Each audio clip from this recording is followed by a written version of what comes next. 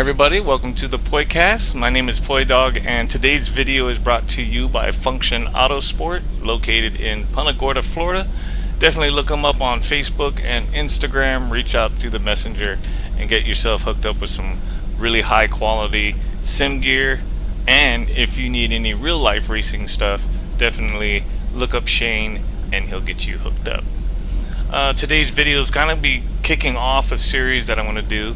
I'm not even sure what I'm going to call it yet. It may be in the title, I don't know, but I'm definitely wanting to do like a Florida tour where all the tracks that I get into are all from Florida. So that is the goal. Today I'm going to be kicking it off with Sebring. Reason being is that I think Sebring has a little special spot in my heart. When I worked at 74, a couple of my friends worked out there, husband and wife, and they marshaled at this track. They have a good time at this track. Like Sebring is their home track and that's what they go to, so I figured I'll start off this series with Sebring and a little shout out to the crew, and yeah, just kind of go from there. I believe the next track that I want to try is Daytona, and what's really cool is like today I'm playing in Assetto Corsa. I can actually jump into the different sims or simcades that I have and explore it, the different physics and stuff like that that tie into whatever track that I'm going to. So Forza 7 I know has different layouts for Daytona. They have the internal layout, so I can do some road racing in Forza 7 and still go back to Daytona, start up Heat 5, NASCAR Heat 5, and do a NASCAR race around the oval. I mean, there's just so many things I can explore with this, so I'm pretty excited. Like I said, today we're going to start off with Assetto Corsa at Sebring. And I'm in the Porsche 911 GT3R, the 2016, and let's see if I can hold it together long enough to get a decent position. Now I do have a 15-man grid. I was running 20 for a while, but with the triple screen and everything else going on, my PC is just hanging on to what it can do, and oh man, that was cool, brosif. Anyway, let's see if, oh, now I'm falling way behind. Anyway, the PC didn't quite like the triple screen and 20 cars, so backed it down to 15, and it seems to be working really well. I was getting a lot of stuttering, like jitters and stutters, almost like a video delay with 20 cars, but it seems to have cleared that right up. So I'm going for it. The graphics card I'm running is the 3080. Which I would think would be able to handle a lot more, but with all the different mods and stuff, I don't know if I'm using any of them correctly for Assetto Corsa, so I could have some settings set up way too high, even for any graphics card. So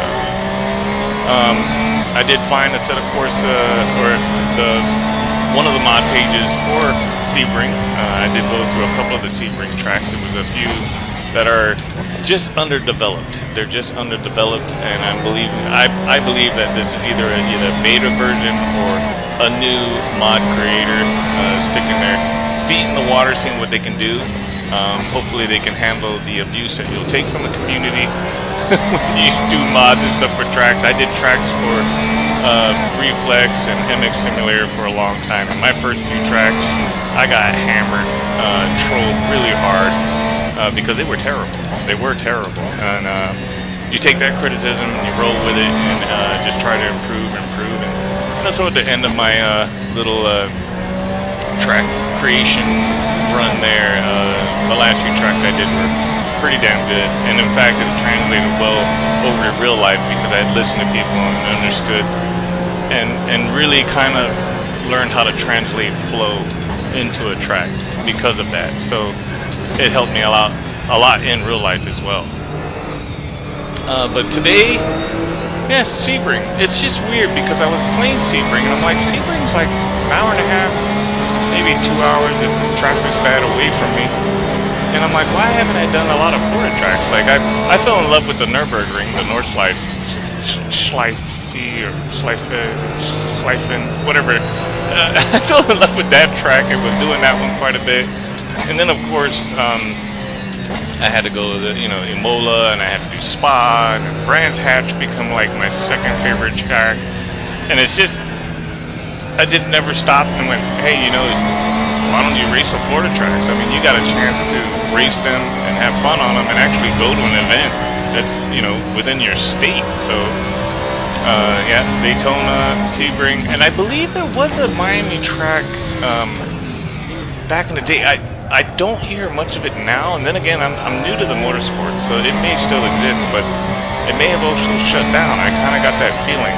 Then again, in motocross, you know, you got tracks to go up and down all the time. I got to figure out if Miami still does exist, and go from there and find out what other tracks are available in Florida, and try to pop it on the list to continue this series. But yeah, I think it'll be fun.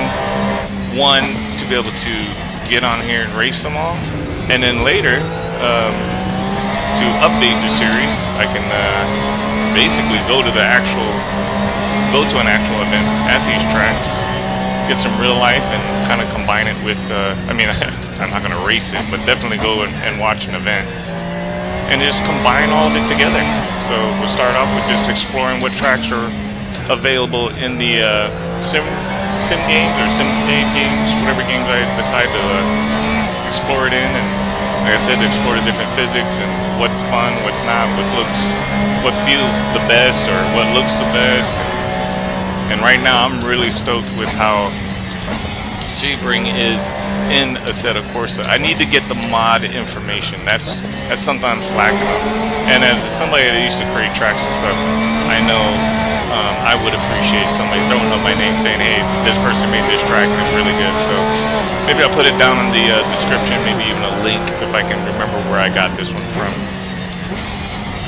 But yeah, that's the plan. I'm gonna do like a Florida tour in virtual land, or pretend racing tour or something. I don't know what I'm gonna call it just yet, but do a Florida tour. Check out the different tracks that are available in real life in Florida, and kind of go from there. Now, I know there's a lot of circle tracks in Florida. There's the dirt circle tracks. I can explore that as well. Now, I don't know if Heat 5 has anything from Florida. I can definitely check it out. I know they have some dirt tracks in Heat 5, so I may be able to explore that as well. So, and I enjoy all the different racing. I haven't seen a mod for the firm here in Florida, which does rally and rallycross, American rallycross, and if there is, then I can jump into that and explore that as well. Like I said, this list could be pretty intense by the time I get out and find out what's actually happening here in Florida. Another future goal of mine is to get myself into some autocross. I have like Shane from Function Autosport does all the racing and stuff like that.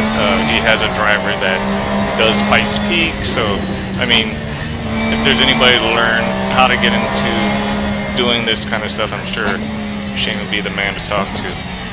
Go from there. And yeah, that is the plan, guys. This is what's happening for the podcast page. Now, I know a lot of you are thinking like, whoa, what happened? What happened to the motocross stuff? Well, the motocross stuff is still going to come. It's still going to be on the page. The way my life is structured right now, I've tried to get to several different events and had to cancel for personal reasons. And the reason why the sim thing is so strong and alive on my page is because I can be home and do this. There's no traveling that has to be done or anything like that. At least until I start mixing up the reality with the gaming stuff. But yeah, I've made several plans to go to several of the I4MX races, and nothing bad, absolutely nothing bad. In fact, there was a lot of positive stuff that happened, but it kind of took me away from actually getting out to the races. But I've been trying to. They've been on the to-do list and had to be scratched off due to personal reasons. So. But yeah, no, I'm still very much love motocross. It'll never go away. I'm actually pretty sad that part of me has developed such a fear for motocross that I can't even get back on a bike. And I know I was just talking to Fast Eddie today about it, and I was like, yeah, I got that fear when I get on the bike, and I mean, you cannot ride with that fear. You just can't. And he was like, "Oh man, just it just takes some seat time. You need to get back on the bike and ride again." And I'll never say never to get back on a bike and maybe even try to re-pursue riding again. But as it sits right now, I just know. I get out when I was out at 74, and the little times I did get the chance to ride, I would go headstrong, feeling pretty good the first couple laps, and then just completely fall apart with a little mistake. Definitely have that sketch factor. And, working at a motocross track, working at several different motocross tracks, and traveling and filming, and I've seen people that ride with that fear and what happens to them, and I just don't want that happening to me. It's you can either learn from others or figure it out the hard way, and I don't want to figure it out the hard way. I know I have that fear, and I shouldn't be on the bike until I'm willing to ride with that fear. Motocross people are they're just a different breed. I'm thinking the closest I can see with between motorsports and motocross, I think the drivers of rally are about the same kind of creature. These people they're just a different breed from everyone else. But anyway, that's enough rambling from me. Finished up that race. I think, 6th overall. I think I started in 9th, but yeah, when I'm talking, I'm not very good at driving. I do a lot better when I don't have to focus on some kind of conversation. But that was fun. That was a lot of fun. This track is great. Actually, this was one of my better sessions on the track, so I'm starting to understand where to brake and where to turn and stuff like that, and how to control the car. So I'm having fun with it.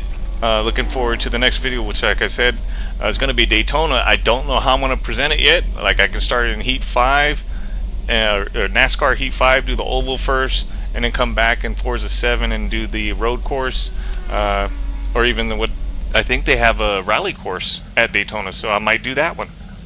Who knows? Who knows what's going to happen next? I just know it's going to be a lot of fun, and it's going to be a lot of fun to be able to showcase some Florida tracks. But that's pretty much it, guys. Thanks for tuning in. I really do appreciate it, and we'll talk to you all later.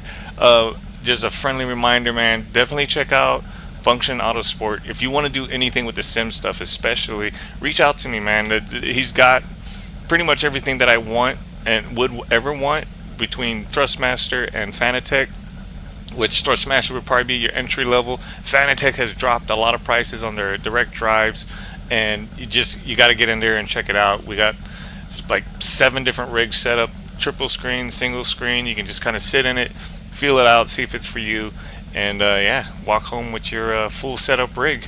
You don't have to do it like me, where I had to piece it together piece by piece.